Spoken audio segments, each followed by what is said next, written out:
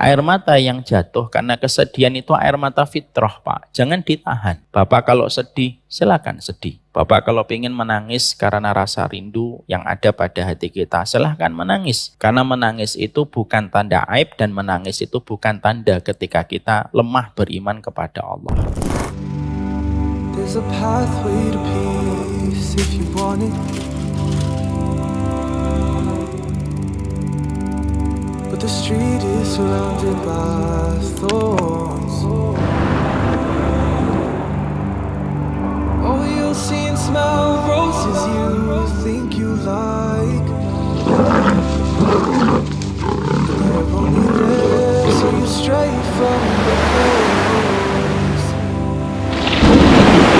Chance that I get when I'm feeling so lost.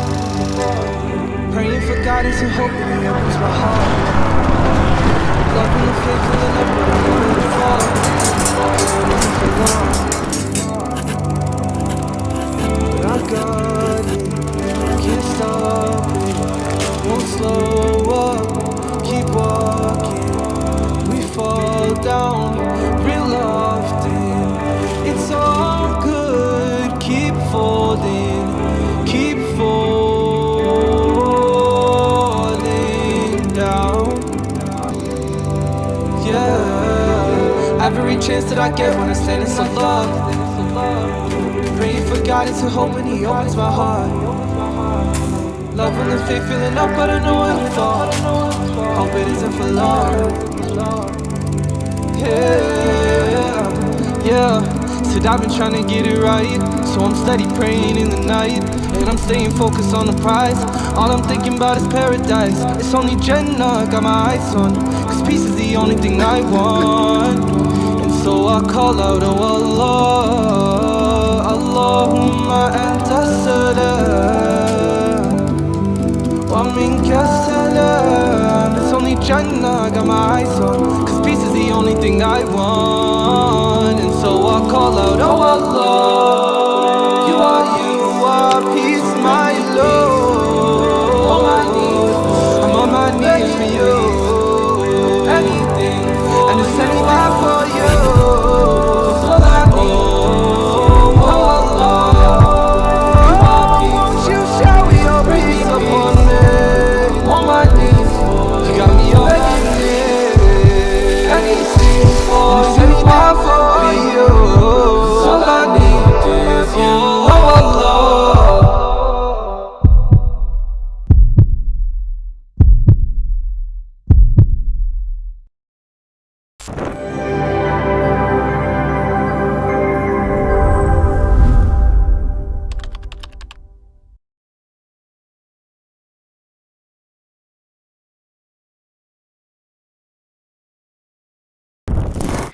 Bismillahirrahmanirrahim. Assalamualaikum warahmatullahi wabarakatuh.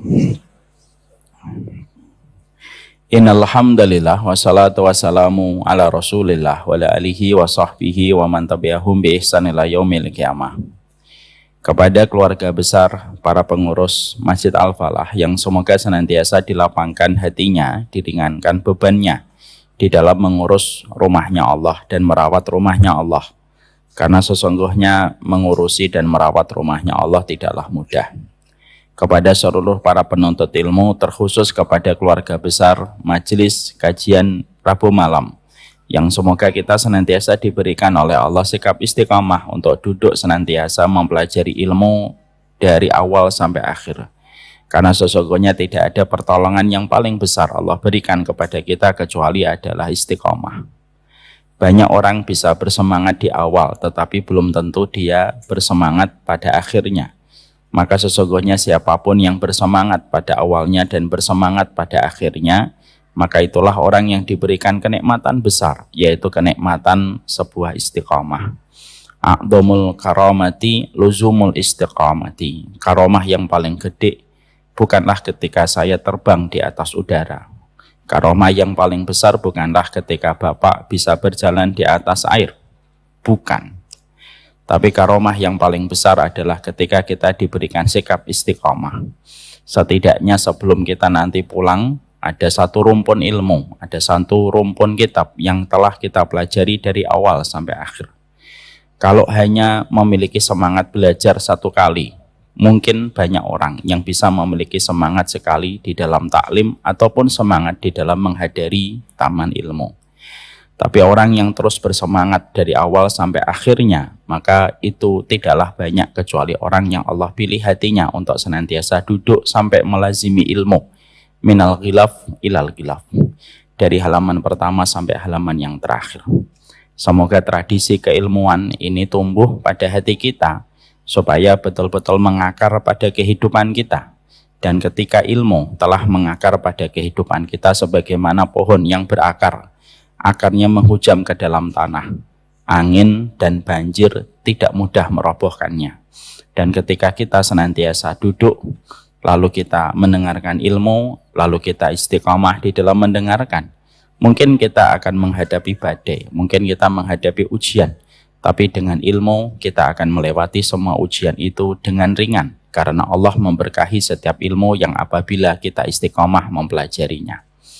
Mintalah kepada Allah supaya kita diberikan kenikmatan ilmu, dan kita istiqamah di dalam mempelajari ilmu sampai pada hari kita diwafatkan oleh Allah. Apakah kita tidak merasa iri kepada mereka yang wafat ketika sedang menyampaikan ilmu? Apakah kita tidak iri kepada mereka yang ketika mereka wafat, habis mereka ngaji lalu mereka wafat?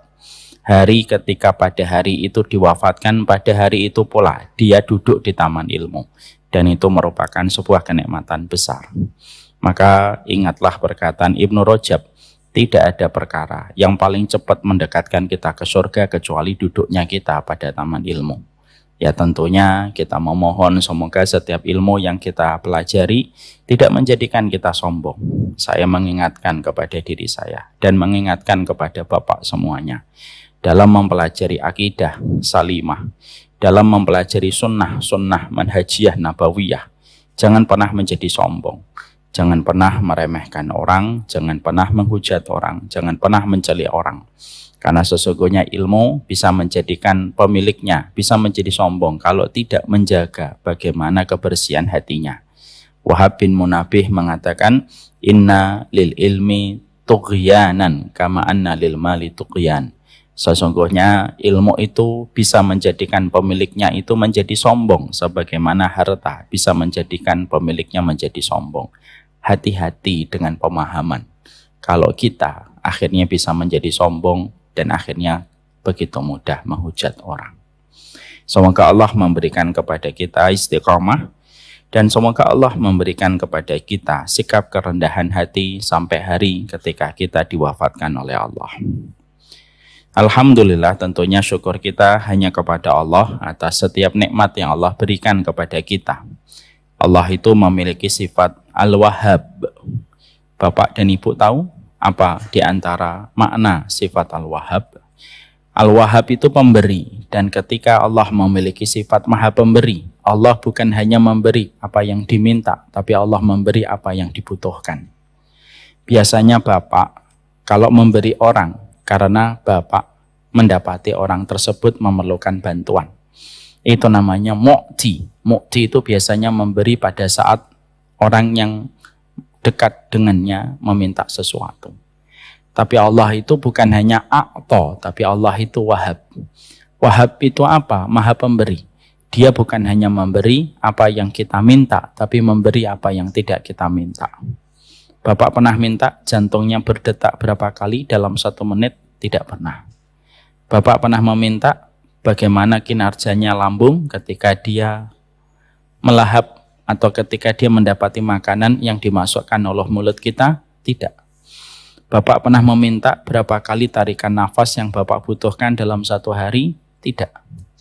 Tapi kenapa kita dapatkan? Itu merupakan konsekuensi dari sifat wahabnya Allah pada kehidupan kita. Antum dan kita bisa membayangkan kalau Allah tidak memiliki sifat Al-Wahhab. Allah misalkan hanya bersifat mu'ti, hanya bersifat memberi.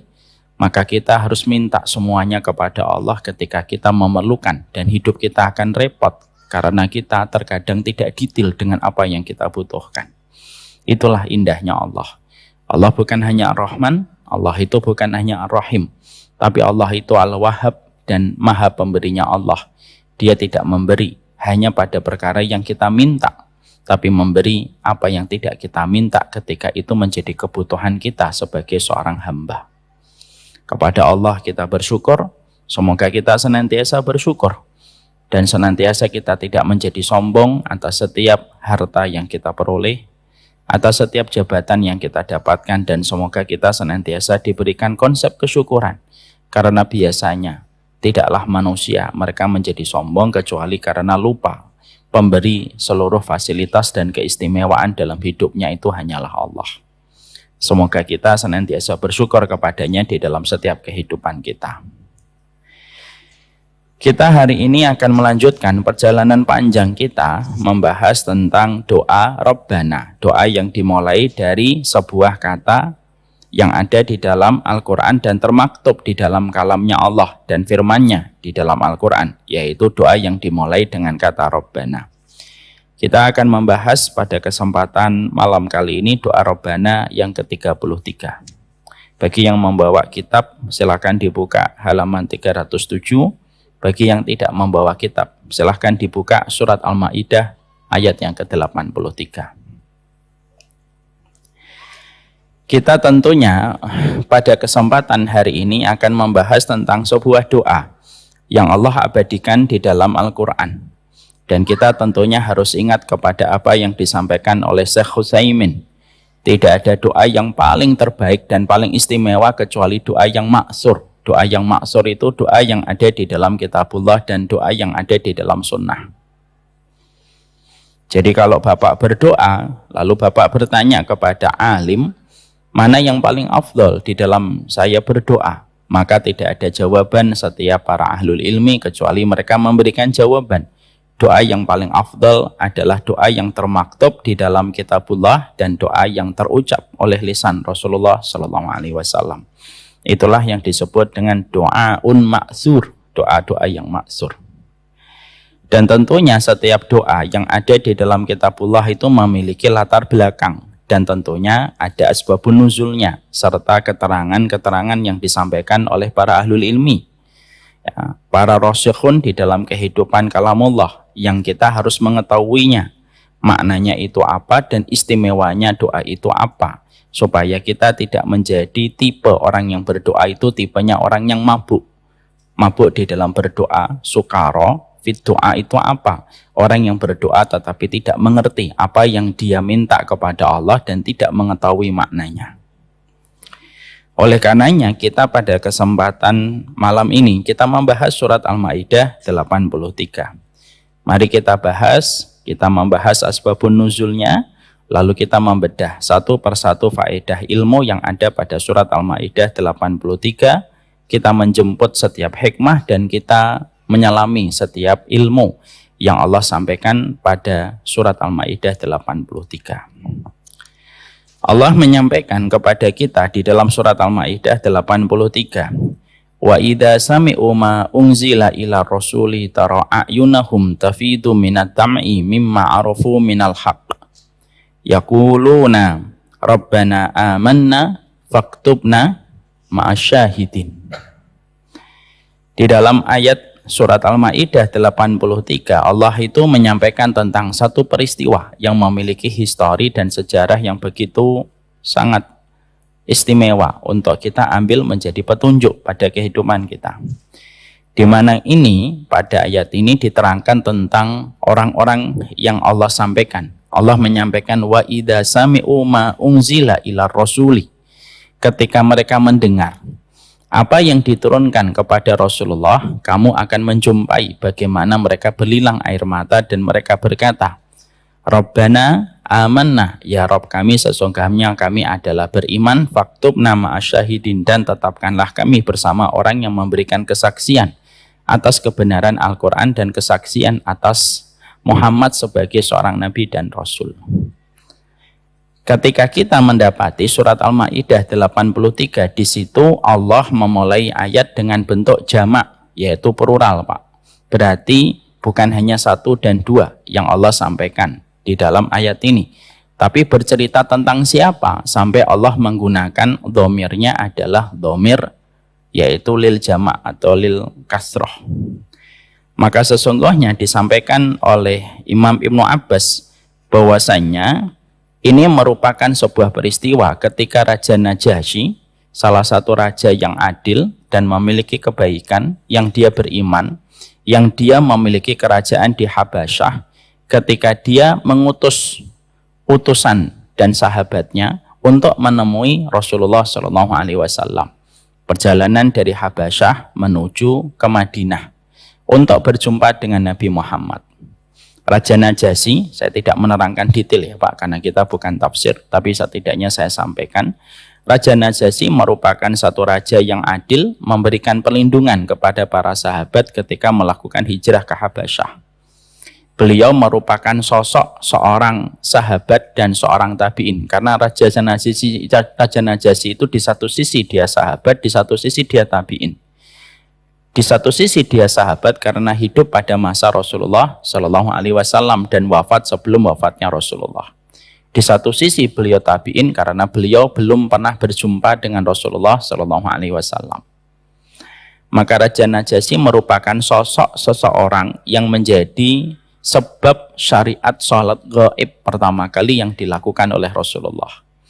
Ketika Rasulullah mendapati Raja Najasyi meninggal dunia, dan Raja Najasyi seorang muslim, walaupun beliau tinggal di daerah berpenduduk mayoritas Nasara, ketika berita kematiannya telah sampai kepada telinga Rasulullah, lalu Nabi mengabarkan berita kematiannya Raja Najasyi kepada para sahabat. Dan itulah pertama kali syariat sholat gaib dilakukan oleh Nabi SAW untuk Raja Najasyi. Ya, jadi di sini secara fikih saya bedah sedikit Pak, memberitakan berita kematian itu diperbolehkan. Yang tidak diperbolehkan itu adalah memproklamirkan kematian hanya untuk bisa mengumpulkan kesedihan. Nah, itu tidak boleh. Itu termasuk niyahah, yaitu meratapi mayit. Tapi mengumumkan berita kematian supaya kaum muslimin yang tidak tahu, mereka tahu dan mereka bisa memberikan doa. Bahkan mereka bisa ikut hadir mensolati, maka itu bukan bentuk niyahah, itu bukan bentuk ratapan kepada mayit. Tapi dulu orang jahiliyah, mereka ketika meninggal pembesar mereka mengumpulkan, mereka memproklamirkan kematian tokoh mereka untuk mengumpulkan kolektif kesedihan. Nah, itu tidak boleh, itu namanya niyahah, meratapi mayit, dan itu merupakan dosa besar. Maka Rasulullah itu memberitakan berita kematian Raja Najasyi kepada para sahabat, dan akhirnya lahirlah sholat gaib pertama kali. Walaupun kita mendapati beberapa fuqaha dan ahlu fikih mengatakan satu-satunya dan sekali-sekalinya Nabi melakukan sholat gaib hanya kepada Raja Najasyi. Nah, itu pandangan fikihnya panjang, di dalam Bulughul Maram disebutkan. Makanya sebagian ulama dari madhabnya Syafi'i, kalau tidak salah, mereka tidak mensyariatkan, dari pendapatnya Hanabilah, tidak mensyariatkan sholat gaib dari seorang muslim kepada muslim di tempat yang jauh, kalau di tempat muslim yang meninggal itu sudah ada muslim yang mensolatinya. Nah, ini pandangan fikih Pak, dan fikih itu luas, yang sempit itu adalah hati kita tidak pembahasan fikih. Maka Raja Najasyi ini adalah satu raja yang begitu alim, memberikan perlindungan, memberikan loyalitas kepada para sahabat yang hijrah ke Habasyah. Lalu para sahabat ini betul-betul mendapatkan keamanan secara penuh dan perlindungan secara penuh dari Raja Najasyi, yang membuat Rasulullah mencintai Raja Najasyi. Walaupun Raja Najasyi belum pernah berjumpa dengan Rasulullah SAW. Maka komitmennya beliau adalah mengutus 12 utusan, di mana 12 utusan ini akhirnya mereka masuk Islam. Sebagian riwayat mengatakan 7 adalah pendeta, 5 adalah rohib. Sebagian riwayat mengatakan 7 adalah rohib, 7 adalah 5 adalah pendeta. Jumlah mereka ada 12. Mereka melakukan perjalanan untuk mencari kebenaran, datang dari Habasyah, melewati lautan dari daratan Afrika sampai ke Madinah dan berjumpa dengan Nabi. Ini menunjukkan kepada kita satu pelajaran. Kebenaran itu harus didatangi dan harus diupayakan. Tidak mungkin kebenaran itu mengetuk pintu rumah kita sendiri. Jadi kalau kita ingin dapat kebenaran, ya kita harus berikhtiar. Datanglah mereka kepada Nabi dan ketika berjumpa dengan Nabi, Nabi membacakan Al-Quran, lantunan Al-Quran kepada 12 utusan dari sahabatnya Raja Najasyi. Dan ketika 12 utusan ini mendengarkan bacaan Al-Quran Rasulullah Shallallahu Alaihi Wasallam, pada saat itulah 12 utusan ini meneteskan air mata. Tetesan air mata paling istimewa di atas muka bumi, Pak. Apa? Kenapa, Ustadz? Karena tetesan air mata ini diabadikan oleh Allah di dalam Al-Quran. Taro a'yunahum tafidu minad dam'i mimma arafu minal haqq. Coba Bapak apa nggak memperhatikan indahnya kalimat Allah? Taro a'yunahum, kamu akan melihat bagaimana tetesan air mata di mata mereka ketika mereka mendengarkan Al-Quran, lalu air mata mereka basah dengan air mata ketika mereka mendengarkan indahnya Al-Quran itu dari apa yang mereka ketahui di dalam Al-Quran itu, dan tidak ada kalimat pertama kali yang mereka ucapkan kecuali amanna faktubna ma'asyahidin. Kami beriman ya Rasulullah dan tetapkanlah kami dan jadikanlah kami sebagai orang yang memberikan kesaksian atas kebenaran Al-Quran dan kebenaran risalah yang engkau bawa. Masya Allah ya Pak. Jadi disitulah kita mendapati inilah asbab dan latar belakang dari air mata, tetesan air mata yang menjadikan Allah menurunkan satu ayat.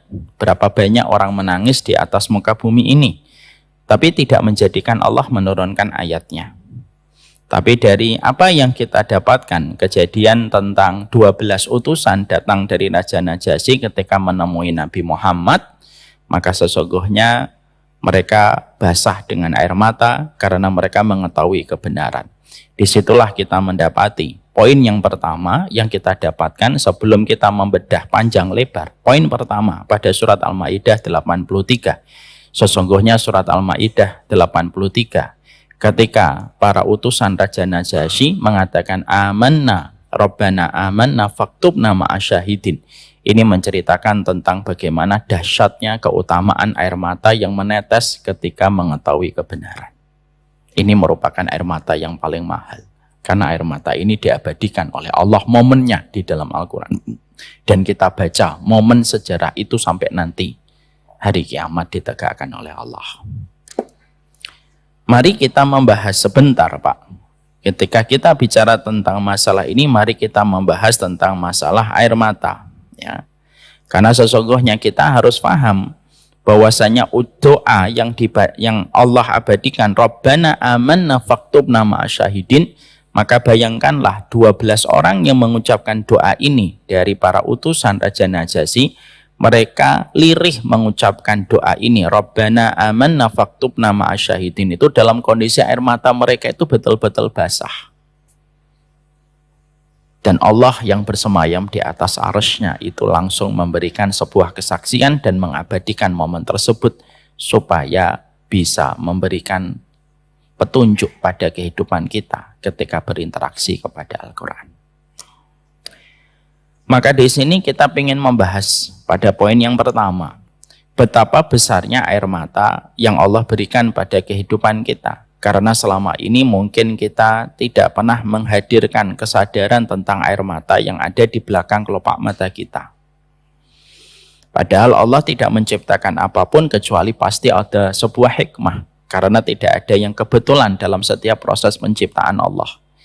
Kalaulah nyamuk itu merupakan bagian dari mata rantai ekosistem, dan ketika nyamuk diciptakan oleh Allah memiliki positioning yang jelas dalam kehidupan mata rantai ekosistem, maka kehidupan air mata pun memiliki tujuan yang jelas.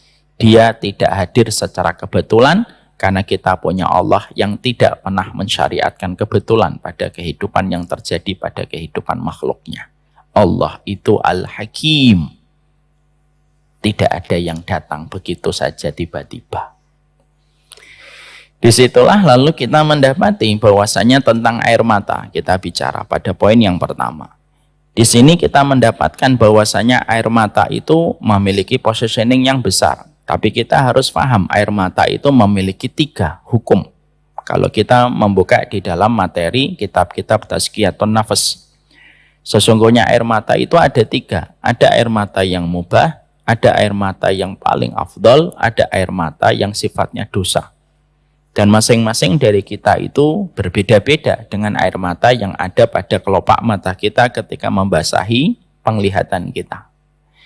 Kita bahas 3 mata air ini supaya kita bisa mengilmui air mata yang kita miliki. Allah tidak hanya memberikan air kepada lautan, Allah tidak hanya memberikan air kepada danau, Allah tidak hanya memberikan air kepada sungai yang mengalir, tapi juga Allah memberikan air di belakang mata kita dengan sebuah hikmah dan hukum yang beragam. Dan jangan sampai kita tidak mampu mengilmui air mata. Karena apa? Tidak mampu mengilmui air mata itu merupakan salah satu di antara kebutuhan yang menyebabkan penyesalan. Sekarang kita harus paham. Maka mata itu memiliki 3 hukum di dalam kitab Tazkiyatun Nafas. Yang pertama, air mata yang sifatnya mubah, Pak. Artinya merupakan air mata yang sifatnya mubah, diperbolehkan. Dan dia tidak ada kaitannya dengan dosa dan tidak ada kaitannya dengan pahala. Ini merupakan air mata yang bersifat mubah. Kapan kita mengeluarkan air mata yang bersifat mubah? Air mata yang bersifat mubah itu air mata ketika kita salah satunya sedang merasakan kesedihan, lalu kita sedang mendapatkan kehilangan, maka kesedihan dan kehilangan yang kita rasakan terkadang ekspresinya melalui air mata yang kita teteskan. Air mata semacam ini hukumnya mubah dan tidak dosa. Jadi maaf ya Pak, kalau ada orang meninggal dunia ibunya, meninggal dunia bapaknya, dia meneteskan air mata, jangan disalahkan air mata seorang anak ketika melepaskan jasad ibunya. Selama tangisannya bukan tangisan yang meratapi kepergian dari ibunya, tetapi tangisannya hanyalah tangisan fitrah dari air mata yang jatuh. Tidak apa-apa. Kadang-kadang ada banyak masyarakat salah memahami dalil dan akhirnya salah mengambil istidlal. Istidlal itu apa? Cara pengambilan dalil itu untuk memberi hukum pada satu peristiwa. Jangan nangis. Apalagi ketika tangisanmu nanti menetes pada kain kafan. Nanti ibunya akan diadab di dalam adab kubur. Betul atau tidak? Sering mendapatkan itu. Awas ya, jangan nangis sampai membasahi kain kafan ibunya. Maka sesungguhnya kita membahas dari 2 sisi. Air mata yang jatuh karena kesedihan itu air mata fitrah, Pak. Jangan ditahan. Bapak kalau sedih, silakan sedih. Bapak kalau ingin menangis karena rasa rindu yang ada pada hati kita, silakan menangis. Karena menangis itu bukan tanda aib dan menangis itu bukan tanda ketika kita lemah beriman kepada Allah. Jadi nanti kalau Bapak dapetin ada seorang laki-laki tiba-tiba nangis, ingat sama istrinya yang telah wafat, Bapak jangan sok menjadi jagoan, berkata, lah gitu aja nangis, kawin lagi. Jangan gitu. Jangan menjadi jagoan pada perkara yang tidak dibutuhkan. Maka tetesan air mata kesedihan itu lumrah. Makanya Rasulullah SAW ketika Ibrahim meninggal dunia, cara Nabi ketika membopong Ibrahim itu dengan kedua tangannya. Dan itu ada sebuah syariat sunnah, Pak. Bahwasanya kalau meninggalnya anak, naudzubillahi min dzalik, nasallallahu salama wal afiyah, tidak usah diletakkan di atas keranda. Cukup dipegang sama bapaknya, dibawa ke liang kuburnya. Sebagaimana Nabi ketika menggendong, bukan menggendong ya, namanya ketika Nabi membopong anaknya Ibrahim. Pada saat ketika Nabi membopong anaknya Ibrahim, Pak, disitulah tetesan air mata beliau jatuh. Ada sahabat yang bertanya kepada baginda Nabi, fima makna? Ma hadhihi dumu ya Rasulullah. Ini air mata apa ya Rasulullah? Tidak ada jawaban Nabi kecuali jawabannya itu luar biasa. Innal uyuna tadma wal quluba tahzan walakin radina biqada'illah. Maka di dalam satu makna yang disampaikan Nabi ketika Nabi ditanya air mata apa ini ya Rasulullah, jawaban Nabi itu berkata, air mata punya hak meneteskan airnya. Jadi mata itu punya hak untuk meneteskan airnya. Hati punya hak untuk jatuh dalam sedihnya. Tapi kami tetap ridho kepada setiap keputusan Allah. Jadi air mata itu tidak selamanya otomatis bertentangan dengan ridho. Jadi bukan berarti bahwasanya ketika kita menangis itu berarti tidak ridho. Tidak, Pak. Tidak ada ulama yang mengatakan bahwasanya air mata itu otomatis melawan kehendak hati untuk ridho. Tidak. Bisa jadi menangis, hatinya penuh dengan ridho. Bisa jadi tidak menangis, tetapi hatinya penuh dengan cacian dan makian kepada takdir. Jadi menangis tidak ada masalah. Ada yang mengatakan, nangisnya hanya boleh 3 hari, setelah itu tidak bisa nangis. Tidak ada itu.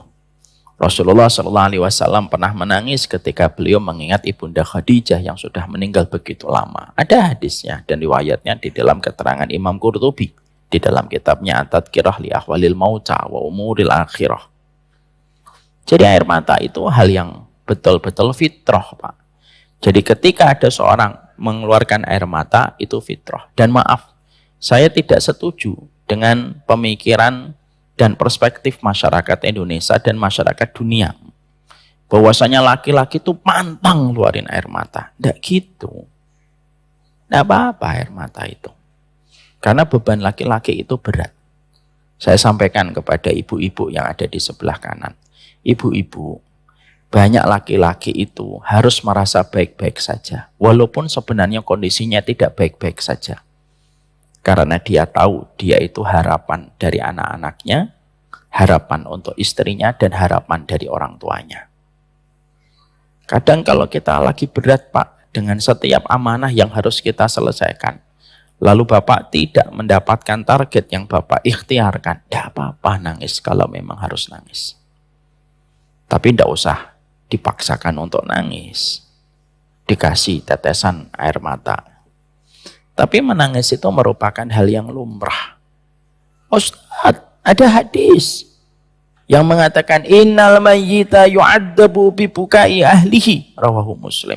Bukankah ada hadis, Ustaz? Sesungguhnya mayit itu akan disiksa gara-gara tangisan dari keluarganya. Jangan memaknai hadis secara zahiri, tapi dibaca dulu bagaimana penjelasannya. Maka di dalam kitab, ya, disampaikan di dalam kitab Ithaf Dzawil Basair, itu menjelaskan bahwasanya sesungguhnya air mata itu kapan bisa memiliki potensi mendatangkan adab untuk orang tua atau untuk orang yang kita tangisi. 2 dalam kondisinya. Yang pertama, kalau ada di antara kita meninggal dunia, terutama ketika kita orang tua, lalu ketika kita meninggal dunia, anak kita yang kita tinggalkan meratapi kematian kita, meratapi takdir kematian yang menimpa kepada kita. Dia mencela takdir yang menimpa kepada kehidupannya ketika kita diwafatkan oleh Allah. Lalu anak kita meratapi kematian kita karena anak kita tidak pernah kita tarbiyah, tidak pernah kita kasih pendidikan di dalam tauhid. Bahwasanya, nak, kalau nanti Abi meninggal, jangan meratap ya kematian Abi. Lalu anak meratapi kematian kita karena dia tidak tahu bagaimana hukumnya meratap kepada mayit. Bapak, saya, ibu akan mendapatkan siksa gara-gara tidak mengajarkan bagaimana hukum meratap yang sangat dibenci oleh Allah. Meratap itu gimana, Ustaz? Meratap itu tangisannya sudah melampaui batas. Pukul-pukul di antara badannya, menepuk-nepuk pipinya, bergulung-gulung, nyobek-nyobek tirai, mukul-mukul lemari, nendang pintu, mengobrak-ngabrik yang ada di dapur, itu sudah terkategori meratap kepada mayit.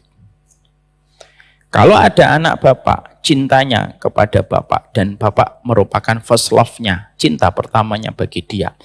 Tapi saking cintanya Bapak kepada dirinya, Bapak lupa menjelaskan tentang salah satu sunnah supaya anak itu mampu mengkondisikan hatinya ketika Bapak wafat ataupun Ibu wafat.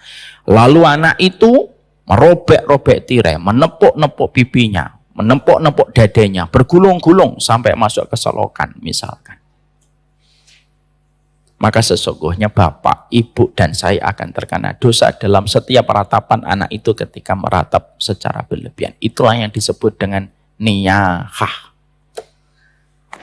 Jadi kalau nangis biasa bukan niyahah. Saya pernah mendapati, saya tidak menyalahkan karena saya memberikan udzur, mungkin beliau tidak paham. Ada seorang ibu-ibu, beliau pergi ke pasar, meninggalkan anaknya yang sedang tidur, lalu ternyata ada kebakaran. Sang ibu berusaha pulang sesegera mungkin dari pasar, tetapi apalah daya. Apinya sudah membesar dan dia tidak bisa menyelamatkan anaknya. Itu hal berat. Mungkin beliau tidak paham ilmunya. Saya membaca dalam berita, beliau meratap, menangis, berteriak, bergulung-gulung. Dan betul, sampai masuk ke selokan. Tangisannya itu sampai di selokan. Saking begitu penyesalan beliau. Saya memberikan udzur, mungkin bodoh. Mungkin tidak tahu maaf. Mungkin dia tidak tahu hukumnya. Itu namanya meratap. Makanya di antara hal yang kita harus mengerti ketika kita menjadi bapak, ketika ibu menjadi seorang ibu, dudukkan anak kita kalau sudah mumayyiz. Mumayyiz itu berapa Ustadz? Mumayyiz itu ketika mereka sudah paham tentang bagaimana yang baik dan buruk. Belum balik. Dia sudah bisa membedakan kanan kiri dengan benar. Dia sudah mengetahui mana yang bahaya dan tidak berbahaya. Itu namanya mumayyiz. Dudukkan, sampaikan kepada anak-anak kita mumayyiz. Nah, misalkan anaknya Bambang. Tapi Bambang biasanya bapak-bapak ya, ganti aja lah. Andi misalkan. Andi, nanti kalau bapak meninggal, boleh sedih, tapi tidak boleh meratap. Sampaikan kepadanya, terutama ibu-ibu, untuk anak laki-lakinya. Cinta pertamanya anak laki-laki itu biasanya ibundanya. Orang yang sudah umur 40 tahun saja bisa shock kalau ibunya meninggal, apalagi anak masih kecil. Tapi harus disampaikan ilmu ini, termasuk manajemen kematian. Termasuk manajemen kematian itu harus berani membicarakan kematian dengan keluarga tercinta. Kayak Nabi. Nabi itu membicarakan manajemen kematian, Ustadz? Iya. Nabi pernah berkata kepada Ibunda Aisyah, in mittu ghusaltini, in mutti ghusaltuki. Kalau saya mati, kamu mandikan saya. Kalau kamu mati, aku yang memandikan kamu. Itu menunjukkan bahwasanya Nabi bukan hanya bicara tentang manajemen masa tua, tapi Nabi berani membicarakan manajemen kematian. Itu yang pertama. Jadi kalau ada anak, sampai dia tidak tahu tentang hukum niyahah, lalu dia meratap, dia pukul lemari sampai jebol, dia pukul itu pintu sampai jebol, dia obrak-abrik dapur ketika mendapatkan berita tentang ibunya. Ya, nah sabar ya, ibu meninggal dunia. Dibanting handphonenya, berantakan semuanya. Itu sudah masuk niyahah. Tidaklah anak itu melakukan perbuatan semacam itu karena dia tidak tahu hukumnya ketika orang tuanya tidak pernah mengajarkan hukum niyahah. Maka orang tuanya akan mendapatkan siksa dari setiap tetesan air mata yang sudah disikapi dengan sikap berlebihan dalam bentuk niyahah. Bapak bisa paham di sini? Dan Bapak tahu? Ada sebagian ulama memberikan kias, karena kias ada 3. Kias syibah, kias adna, sama kias aula. Ada sebagian ulama mengatakan kias aula. Kalau hanya urusan air mata, kita lalai menyampaikan tarbiyah kepada anak kita tentang air mata, sampai anak kita tidak tahu bagaimana memanage air matanya, dan kita akan mendapatkan siksa sebagai orang tuanya. Apalagi kalau anak kita tidak paham sunnah, tidak paham akidah, tidak paham tauhid. Itu lebih berat siksanya dan adabnya. Makanya Pak, tolong sekali. Ini nasihat untuk saya juga. Mari kita berikan maksimal untuk tarbiyah anak-anak kita dengan akidah salimah dan sunnah-sunnah nabawiyah. Maaf ya Pak, saya tidak mengkerdilkan sekolahan. Tapi kalau kita melihat sekolahan hari ini, sekolahan itu tujuannya hanya untuk memenuhi kebutuhan industri. Tidak pernah menyampaikan tentang syirik, tidak pernah menyampaikan tentang surga, tidak pernah menyampaikan tentang perkara neraka, tidak pernah menyampaikan tentang sirat, tidak pernah menyampaikan tentang mizan. Jujur aja Pak, saya produk SD, saya produk SMP. Ketika kondisinya tidak ideal, yang kita lakukan adalah fokus kepada anak-anak kita, terutama ketika zaman fitnah. Sudahlah Pak, kalau zaman fitnah kayak gini, ndak usah ikut-ikutan. Fa'alaika bi khususyati nafsika. Kalau sudah zaman fitnah sudah banyak, gesekan muslim dengan muslim semakin melebar, fokus sama kita dan keluarga kita. Itu yang paling penting. Ya. Maka sesungguhnya yang pertama begitu. Kalau ada satu orang tua, bapak ibu tidak pernah ngajarin anaknya tentang haramnya niyahah, maka sesungguhnya anaknya sampai niyahah, maka sesungguhnya orang tuanya akan mendapatkan siksa di balik setiap tetesan yang dimaknai dengan niyahah. Ini yang pertama. Yang kedua, yaitu ketika orang yang meninggal dunia tersebut sebelum meninggal dunia, dia berwasiat. Nanti kalau saya mati, tolong tangisi kematian saya. Maka ini termasuk tangisan yang akan mengalirkan siksa dan adab kepada yang memberi wasiat. Jadi misalkan Pak Haiban berwasiat. Setelah kajian beliau bicara, nanti tolong ya setelah saya meninggal dunia, tunjukkan kecintaan kalian dengan meneteskan air mata tentang kepergian saya. Ini wasiat untuk nangis. Wasiat untuk menangisi mayit itu termasuk salah satu di antara sebab mayit itu akan diadab oleh Allah. Ustadz, memang ada di antara manusia yang berwasiat untuk ditangisi? Oh, banyak Pak. Banyak. Saya tinggal di kota kecil Kudus. Saya dulu ketika masih SD, saya mendapati ada beberapa buruh-buruh di pabrik, tiba-tiba didatangi truk-truk besar. Lalu ternyata saya melihat itu satu persatu diangkut di truk itu, Pak. Saya tanya sama ibu, "Nonton apa, Bu? Ada apa, Bu?" Lalu ibu saya menjawab, "Itu nak diangkut untuk menghadiri nikahnya pemilik perusahaan di Kudus.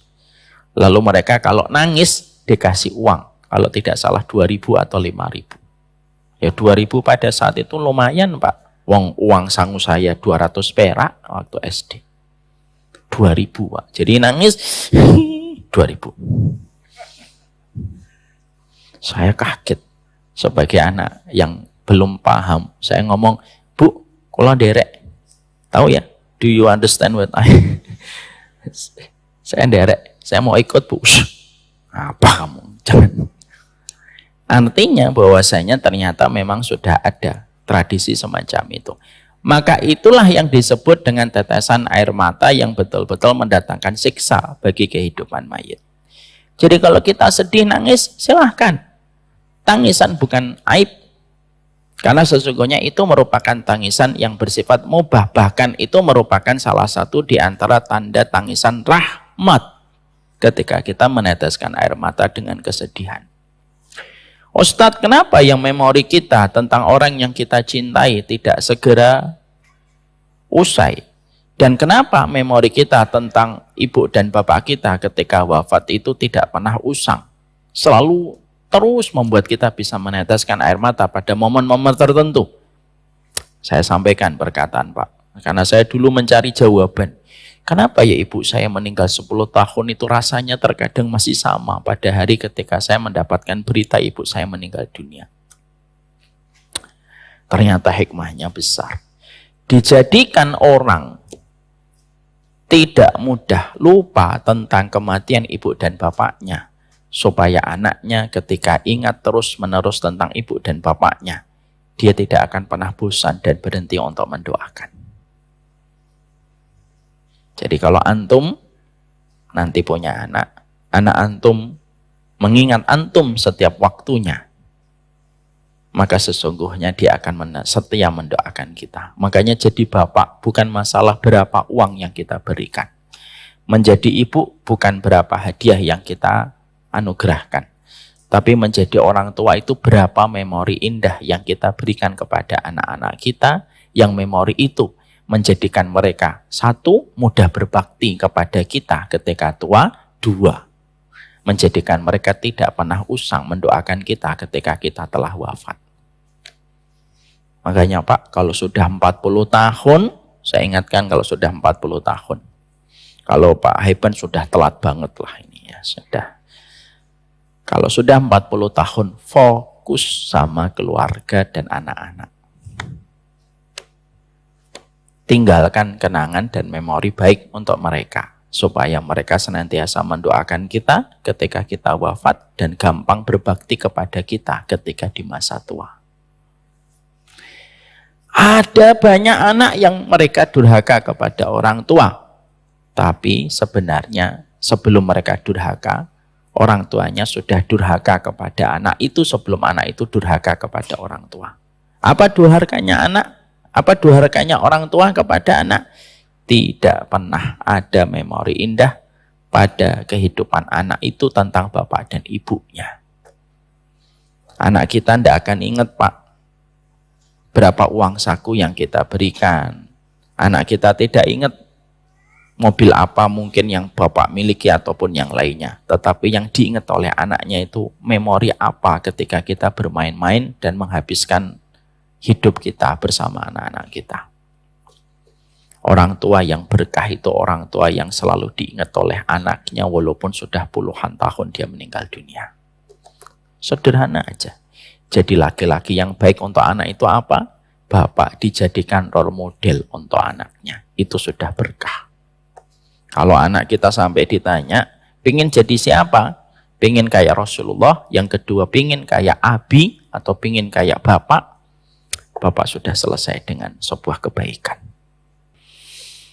Maka kita yang kedua, air mata dosa. Air mata dosa itu merupakan air mata yang apabila diteteskan sama penetesnya, ketika meneteskan itu semata-mata alasan yang dia miliki ketika meneteskan air mata itu karena kemaksiatan dan dosa. Ini air mata dosa.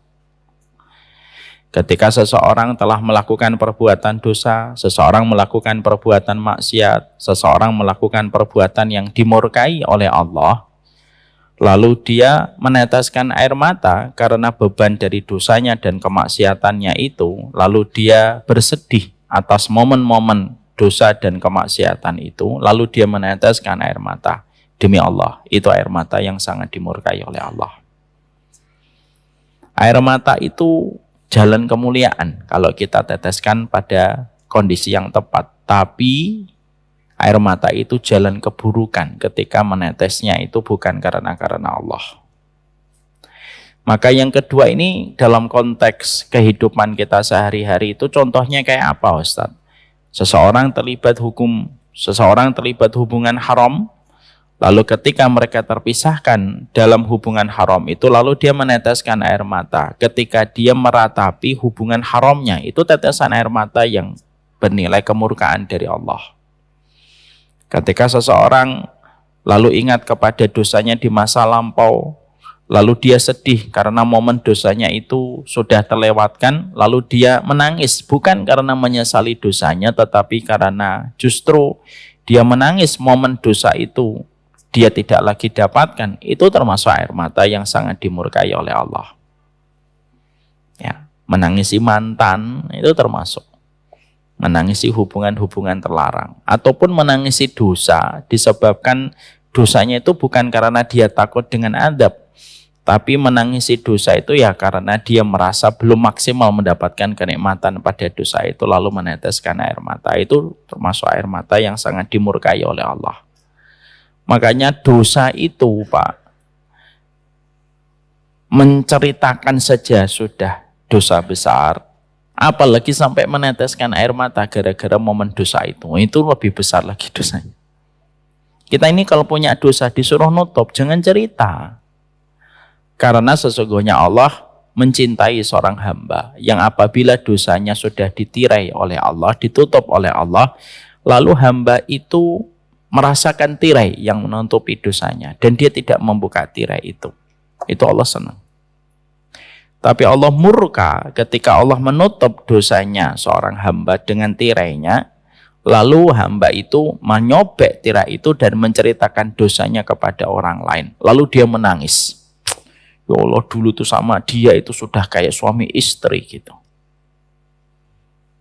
Tapi malah putus, nangis dia. Padahal itu satu hubungan haram. Nah, itu termasuk dosa-dosa yang itu termasuk air mata yang dimurkai oleh Allah. Makanya kalau dosa sudah kita lewati, sudah tidak ada kebaikan untuk membuka dokumentasi dosa dan maksiat yang pernah terjadi. Jangan malah bangga menceritakan dosanya. Saya dulu Ustadz, mantan saya berderet di mana-mana. Istri saya itu korban saya yang terakhir kali. Nggak usah cerita. Maka ini termasuk dosa yang dimurkai oleh Allah. Air mata yang dimurkai oleh Allah. Termasuk air mata yang dimurkai oleh Allah ketika kita melihat tayangan, ketika kita melihat tontonan, di dalamnya tidak ada kebaikan urusan akhirat, di dalamnya tidak ada nasihat tentang Allah, dan di dalamnya tidak ada nasihat tentang Rasulullah. Lalu kita meneteskan air mata melihat tontonan itu dan tayangan itu. Air mata itu dihisap oleh Allah. Ya, ibu-ibu biasanya melihat Hollywood dan Bollywood, Korea. Gitu nangis. Air mata itu ada hitungannya. Ketika air mata itu diteteskan kepada alasan yang benar, ada hitungannya. Ketika diteteskan pada perkara yang tidak bermanfaat, itu pun ada hitungannya. Dan terkadang kita lucu ya Pak, kita nangisi tayangan sebuah sinetron dan film, padahal pemainnya setelah sang sutradara mengucapkan cut, dia ketawa-ketawa Pak. Tapi kita bisa nangis. Padahal yang diceritakan tentang kemaksiatan dua anak manusia di dalam film itu. Maka sesungguhnya itu hati-hati. Bagi yang masih suka mengentertain, melihat tayangan-tayangan itu. Contohnya Bangladesh film gitu, atau Korea film. Hati-hati. Maka sesungguhnya air mata itu ada hisapnya di hadapan Allah. Yang ketiga, air mata yang betul-betul bernilai jalan kemuliaan. Yaitu apa? Air mata yang menetes. Karena beberapa sebab. Satu, karena mengingat dosa dan kemaksiatan yang pernah kita lakukan. Dan kita tergetar ketakutan membayangkan siksa dan membayangkan nerakanya Allah. Dua, sebuah air mata yang jatuh karena melihat betapa besarnya Allah menguasai dan mengendalikan kehidupan dunia dan kehidupan matinya kita. Dan yang ketiga, air mata yang jatuh mengingat urusan matinya kita pada kuburan dan mengingat perjalanan panjang kita ketika tepat kita dicabut ruh dari jasad kita. Ini air mata jalan kemuliaan. Satu, karena ingat dosa. Dua, karena ingat betapa kuasanya Allah tiada batas dan mutlak dalam kehidupan kita. Dan mengingat perjalanan panjang kita ketika kita meninggal dunia. Dari semenjak kuburnya sampai nanti urusan sirat. Lalu kita membayangkan berada pada posisi manakah kita dalam perjalanan panjang itu. Lalu meneteskan air mata. Itulah air mata jalan kemuliaan. Bapak Ibu pernah mendengar perkataan Ibnu Umar? Ibnu Umar itu sampai berkata, beliau mengatakan, sesungguhnya aku menangis karena takut kepada Allah akan kuasanya yang mutlak pada kehidupan, lebih aku cintai daripada aku infak dan sedekah 1000 dinar. Bapak dan Ibu tahu 1000 dinar itu berapa hari ini? Hampir 4,5 miliar. Kata Abdullah bin Umar, aku menangis karena Allah. Tidak ada satupun manusia yang tahu, tidak ada seorang pun yang menyadari tetesan air mataku Lalu aku tangiskan ini, dan itu merupakan air mata limited edition yang aku hanya berikan karena takutku kepada Allah, itu lebih dahsyat dicintai oleh Allah daripada infak dan sedekah 1000 dinar yang kita infakkan di jalan Allah. Maka itulah air mata yang paling mahal. Gejolaknya Jahannam dan gejolaknya neraka dengan berbagai macam nama dan tingkatannya tidak akan pernah padam kecuali dengan 2 tetesan. Yang pertama, tetesan darah orang yang berjuang membela kalimat Allah seperti di Palestina. Yang kedua, tetesan air mata seseorang yang takut karena Allah dari 3 alasan yang dia miliki. Kalau bukan karena mengingat dosanya, mengingat kemahakuasaan Allah, dan mengingat bagaimana ketika dia berada pada kehidupan barzah sampai urusan kehidupan akhiratnya. Makanya kan Utsman bin Affan adalah salah satu pribadi muslim, salah satu pribadi sahabat yang setiap beliau takziah dan ziarah kubur selalu menangis di sisi kuburan. Sampai ada orang yang berkomentar kepada sahabat Utsman, kenapa ketika diceritakan tentang surga dan neraka engkau tidak menangis, tapi ketika engkau duduk di samping kuburan selalu engkau meneteskan air mata, wahai Utsman? Lalu beliau melihat gundukan tanah kuburan itu dan berkata, innal qabra manzilatun min manazilil akhirah, faman naja minhu fama ba'dahu aisar, fa'ilam yanju fama ba'dahu asyad. Maka beliau mengutip perkataan Nabi, sesungguhnya kuburan itu terminal pertama di antara deretan terminal yang akan dilewati manusia. Terminal kita itu banyak, Pak. Kehidupan terminal barzakh, terminal kiamat, terminal hasyr, terminal mizan, terminal sirat, terminal hisab, terminal mizan, terminal sirat, terminal kontoroh. Panjang perjalanannya manusia itu. Maka kata Utsman bin Affan, sesungguhnya kuburan itu merupakan terminal pertama. Siapapun yang selamat pada terminal pertama, maka urusan terminal-terminal setelahnya menjadi mudah. Tapi siapapun yang tidak selamat pada terminal pertama, urusan-urusan setelah itu menjadi sulit dan susah. Makanya kalau kita dapat husnul khotimah, Pak, Masya Allah, apa yang kita dapatkan privilege kalau mendapatkan husnul khotimah? Satu, yang pasti, husnul khotimah selamat dari adab kubur. Itulah husnul khotimah. Makanya husnul khotimah itu hadiah. Hanya Allah yang memberikan kepada hamba yang Allah kehendaki. Bapak, pernah saya ceritakan nggak salah satu jamaah umroh kami di Tabasam Trip.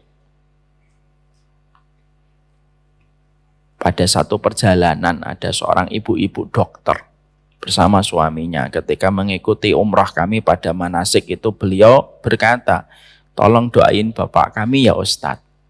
Kenapa bapaknya ibu meninggal dunia? Allahumma firlahu warhamu wafi. Kapan meninggal dunianya? Kemarin Ustadz. Meninggalnya di Masjid Nabawi. Ketika habis sholat subuh. Mengalirlah sebuah cerita. Kisah nyata yang luar biasa. Beliau dengan bapaknya itu berencana untuk umroh. Tapi tiba-tiba bapaknya itu ngebet umrohnya itu bersama dengan pamannya beliau atau adiknya beliau. Adiknya bapak itu pamannya anaknya yang umroh sama kita. Dan beliau mengatakan saya umroh duluan. Dan akhirnya beliau umroh duluan. Ketika umroh duluan, beliau mendarat di Madinah pada momen ketika sholat subuh, duduk, berzikir sebagaimana zikirnya kita kalau menjadi tamunya Allah pada waktu umroh ketika habis subuh. Orang menyangka beliau tidur dan ketika dipegang, beliau meninggal dunia jatuh. Di Masjid Nabawi, Pak. persis 1 hari sebelum keberangkatan anaknya ketika akan berjumpa dengan sang bapak di kota Madinah. Padahal dia berencana perginya itu sama sang anak. Siapa yang ngatur secara detail? Kamu berangkat dulu ya. Kalau kamu berangkatnya sama Tabasam, sama Umar Mita, nanti kamu pada hari ketika diwafatkan masih di atas pesawat atau masih di hotel bandara. Dan Allah yang paling tahu tentang ajal manusia itu kapan menitnya dan kapan detiknya. Allah atur, digerakkan hatinya. Umroh dulu 1 hari sebelum anakmu. Kamu berangkat sama fulan ini. Lalu akhirnya beliau berangkat duluan, Pak. Kalau beliau jadi berangkat sama anaknya, meninggalnya masih di sekitar Indonesia. Karena pada hari ketika beliau meninggal dunia, kami belum berangkat umroh. 1 hari setelahnya baru umroh. Siapa yang mengatur detail keberangkatan, sampai mengubah jadwal, sampai berangkat lebih duluan, sampai seorang bapak itu kan biasanya pengennya pergi sama anak atau pengennya pergi sama saudara? Ya sama anak lah, namanya sudah orang tua. Tapi begitulah cara Allah mengatur. Dan akhirnya beliau meninggal dunia pada saat itu. Ketika di Masjid Nabawi. Itu menunjukkan kepada kita itu kematian husnul khatimah. Utsman bin Affan itu kalau di samping kuburan itu nangis. Karena apa? Beliau tahu gundukan tanah itu merupakan indikator kemudahan kita pada setiap halte berikutnya. Makanya kenapa meminta perlindungan dari adab kubur termasuk salah satu di antara doa perlindungan Nabi setiap habis sholat sebelum meminta perlindungan dari api neraka. Karena sesungguhnya kalau kita terlindungi dari adab kubur, itu sebenarnya kita terlindungi dari adab neraka. Ya. Menangis karena perkara itulah yang menyebabkan seseorang itu akan dinilai besar di sisi Allah. Jahanam itu, Pak, maaf ya, dalam keterangan sebuah kitab dikatakan neraka itu Masya Allah. Api neraka itu pernah diceritakan dalam sebuah riwayat yang mauquf. Jadi ketika api pernah membakar Nabi Ibrahim, ketika api itu dibakar karena kayu yang dibakar, Allah itu memberikan perintah kepada api yang akan membakar Nabi Ibrahim. Hei api, jangan sampai kamu melukai Ibrahim. Sebelum Allah menyampaikan ya narokuni bardan wasalaman. Sebelum Allah menyampaikan itu.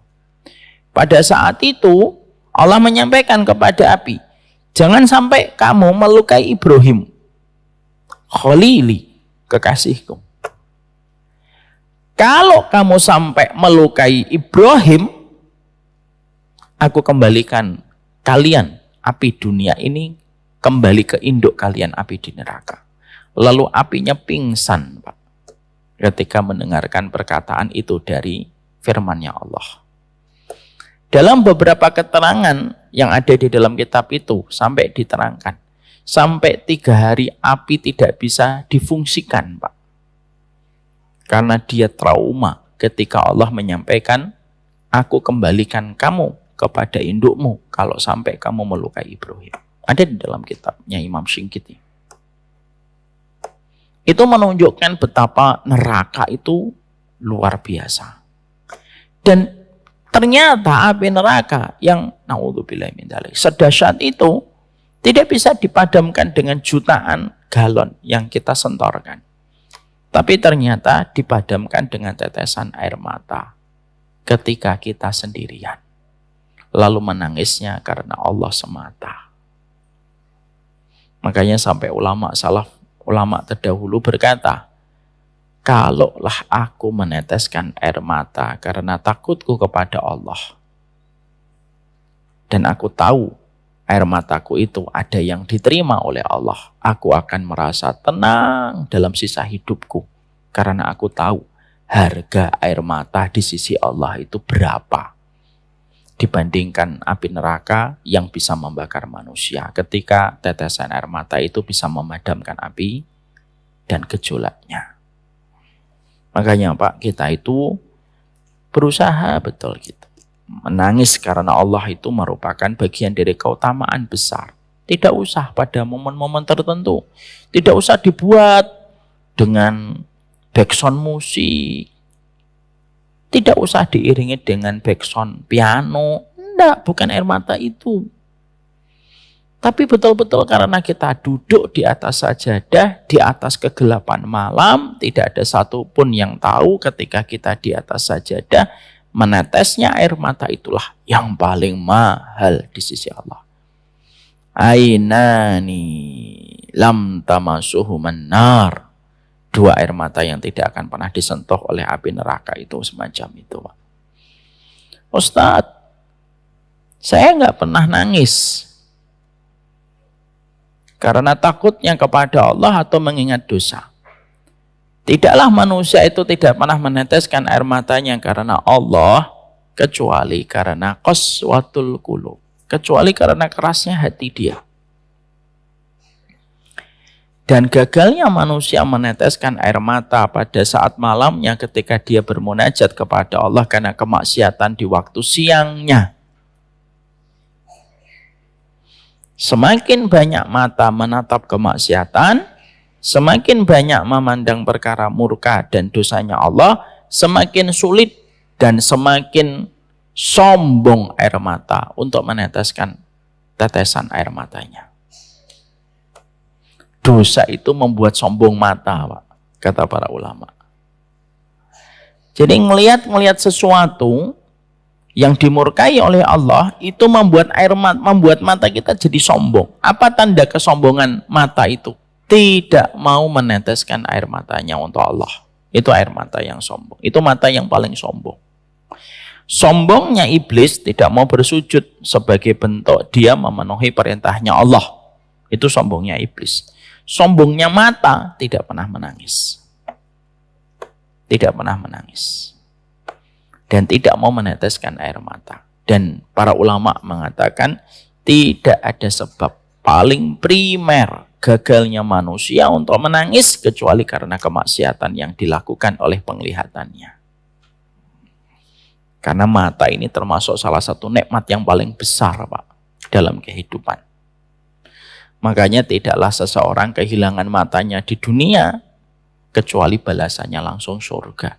Karena Allah tahu betapa besarnya penderitaan mereka yang tidak punya mata. Maka sesungguhnya itu. Boleh nggak kita memaksakan untuk nangis, Ustadz? Boleh. Memaksakan untuk menangis, tapi memaksakan itu karena Allah, itu bagian dari keikhlasan. Karena memang kita belum bisa nangis, ya sudah kita paksain nangis gitu. Memaksakan nangis ketika di waktu kesepian dan kesendirian kita itu diperbolehkan. Karena apa? Itulah latihan hati dan jiwa kita untuk berinteraksi melembutkan mata kita untuk meneteskan airnya. Dan demi Allah, Pak, kalau Bapak, saya, Ibu pernah sekali-sekalinya misal kita pernah menetes karena takut kepada Allah, dan hanya Allah yang tahu tetesan air mata itu, demi Allah kita setidaknya punya rekening yang kita bisa minta kepada Allah bahwasanya air mata itu bisa menjauhkan kita dari jilatan api neraka. Itulah dahsyatnya air mata. Makanya Bapak kalau membaca ayat itu selalu Allah menjelaskan orang mukmin itu apa? Air mata, menangis air mata, menangis air mata, menangis. Selalu itu. Karena begitu mahalnya air mata itu di sisi Allah Subhanahu wa Ta'ala. Jadi kalau belum pernah kita meneteskan air mata, bertanyalah kepada Allah, dosa apa? Kok sampai susah air mata saya jatuh? Dosa itu bisa mana saja. Mana dalilnya Ustadz bahwasanya dosa itu yang menahan air mata untuk jatuh? Banyak. Cek aja di kitab para ulama. Tapi salah satu di antara kisah untuk menjadi inspirasi perkataan itu ada. Ada seorang ulama namanya Makhul. Pernah saya sampaikan kisahnya. Makhul itu ulama. Makhul itu sholat, Pak. Lalu di sampingnya ada orang nangis, tapi siang hari tengah bolong. Di masjid jami, masjid besar. Makhul sebagai orang yang pada saat itu mendengar orang itu menangis di sampingnya, Makhul itu suudon di dalam hatinya. Apa ini nangis siang hari bolong di tengah keramaian jamaah? Nangis itu harusnya malam ketika sendirian. Itu hanya suudon, Pak. Suudonnya di mana? Disimpan di dalam hati. Enggak diceritakan dalam status WhatsApp dan Instagram. Cuma nyongkas. Nangis itu malam. Mana ada nangis siang hari bolong di tengah keramaian jamaah. Sudah, Pak. Ngucapin juga enggak. Nulis juga enggak. Selesai sholat. Habis selesai sholat, pulang, dia melupakan tentang suudonnya. Ini supaya kita paham, Pak, apapun yang sudah berkaitan dengan muamalah kita dengan sesama muslim itu jangan main-main. Maka ketika akhirnya Makhul pulang, malamnya ketika dia sholat malam dan ketika dia sholat tahajud, dia bingung. Duh, kok saya tumben gak bisa nangis? Makhul itu berkata, kok saya gak bisa nangis ya? Dia gelisah, Pak, gak bisa tidur. Tumben-tumbennya gak bisa nangis. Kenapa? Karena para ulama solih terdahulu, mereka menerjemahkan air mata itu bagian dari indikator sehat dan sakitnya hati. Oh, kok gak bisa nangis? Ya Allah, ini hati saya ada apa? Itu mereka. Jadi para ulama solih terdahulu itu sensitif terhadap air mata. Karena air mata itu kaitannya dengan hati itu kuat sekali. Hari pertama enggak nangis. Hari kedua enggak nangis. Hari ketiga enggak nangis, Pak. Dan setiap malam beliau tidak bisa tidur. Kok saya enggak bisa nangis gitu. Akhirnya dia tiap hari itu merenungkan dosa apa yang dia lakukan sampai Allah menjadikan air matanya itu kering gitu. Kok kering gitu. Diingat dosanya itu. Enggak ketemu-ketemu, Pak, dosa itu. Baru ketemu, fala bisa syahrun. Baru ketemu setelah 1 bulan. Nyarinya, itu kayak nyari kutu di rambut, Pak. Diopiai satu-satu, diliatin. Lu ketemunya itu baru setelah 1 bulan. 1 bulan dia kepikir, ya Allah, saya pernah suudon sama orang yang sholat di samping saya. Ketika dia meneteskan air mata, lalu saya suudon. Alah, nangisnya di tengah siang hari bolong, di tengah keramaian jamaah. Kita kadang-kadang kayak gitu atau tidak, Pak?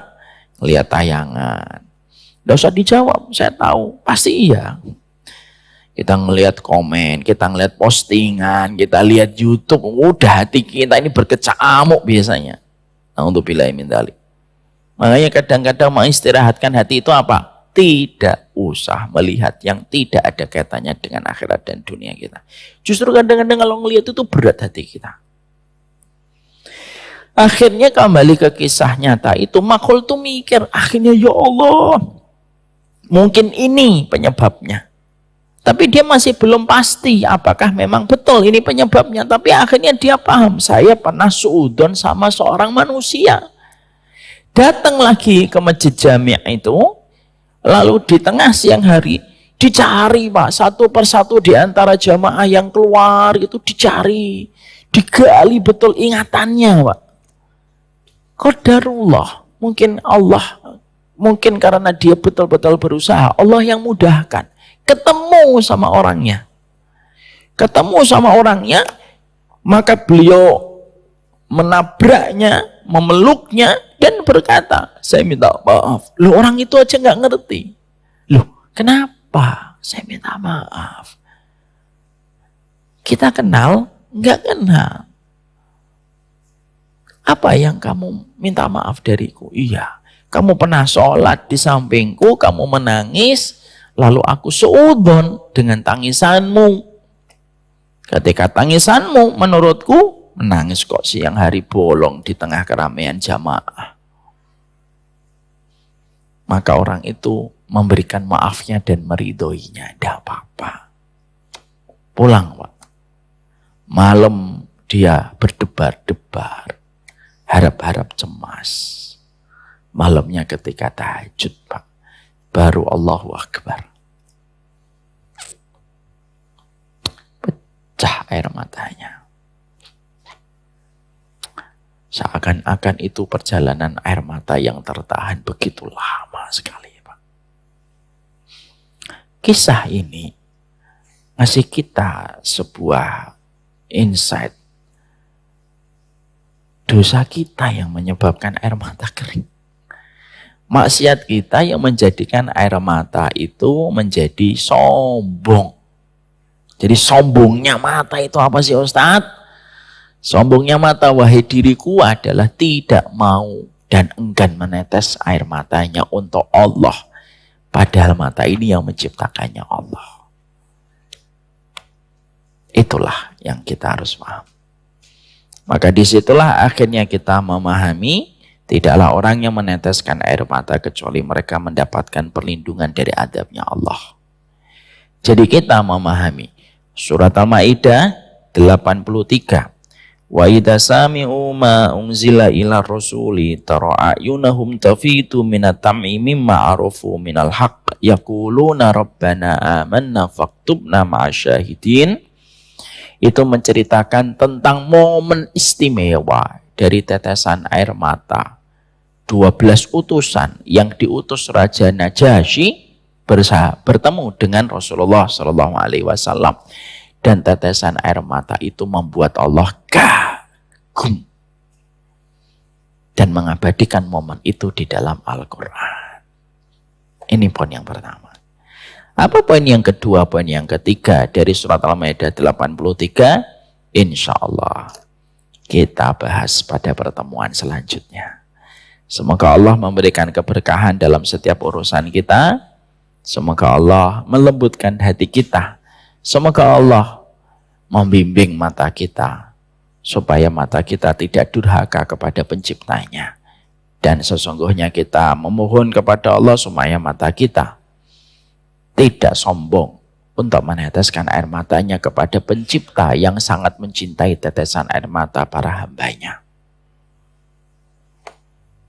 Dahsyatnya neraka tidak akan pernah padam kecuali salah satunya dengan tetesan air mata mereka yang takut kepada Allah. Semoga Allah tidak mengharamkan kita dari kenikmatan tetesan air mata yang takut karena Allah. There's a pathway to peace if you want it. But the street is surrounded by thorns.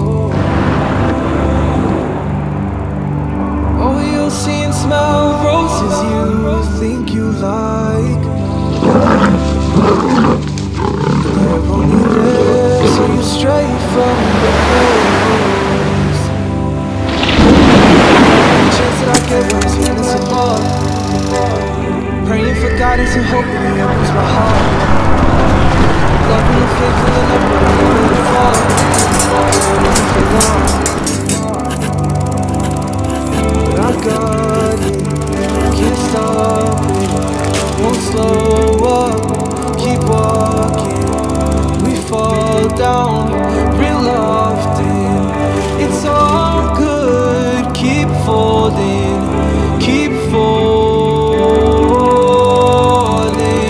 down, yeah, every chance that I get when I stand in some love. Praying for guidance and hoping He opens my heart. Loving the faith, filling up, but I know it with all. Hope it isn't for long. Yeah.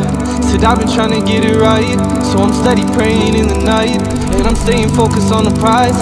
All I'm thinking about is paradise. It's only Jannah, got my eyes on, 'cause peace is the only thing I want. So I call out, oh Allah, Allahumma anta salam, wa minka salam. It's only Jannah, got my eyes on, cause peace is the only thing I want. And so I call out, oh Allah, you are peace, my Lord. On my knees, I'm on my knees for you. Anything for and it's anything for you. All I need, oh Allah, won't you shower your peace upon me? On my knees, you got me on my knees. Anything for you. All I need is you, oh Allah.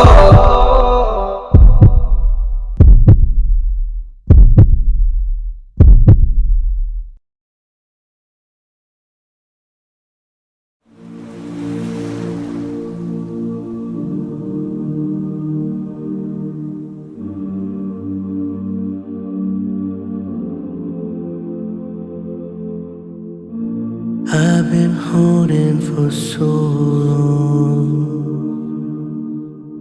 scared I might slip away.